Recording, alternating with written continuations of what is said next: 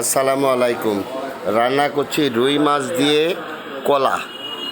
চমৎকার রান্না। প্রথমে রুই মাছটা ভেজে নিলাম, তারপরে কলা, এর ভিতরে ঝাল আর পেঁয়াজ একটু ফ্রাই করে নিব। ফ্রাই করার পরে মাছটা উঠে নিলাম, নিয়ে এবার দিয়ে দিলাম ঝাল আর পেঁয়াজ।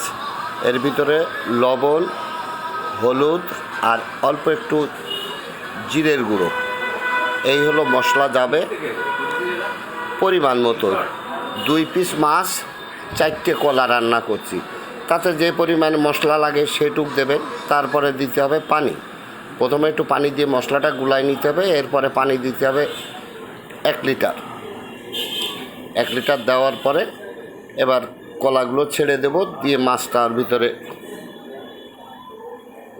দিয়ে দিব। আমার এই ভিডিও যদি ভালো লাগে লাইক কমেন্ট শেয়ার করবেন, আর যদি কোনো ভুলভ্রান্তি হয় অবশ্যই কমেন্টসে জানাবেন। রুই মাছ আর কলা খুব চমৎকার একটা খাবার। আজকে রান্না করে খেলাম, খুব মজার একটা খাবার, অসাধারণ টেস্ট হয়েছে। পাতলা ঝোল,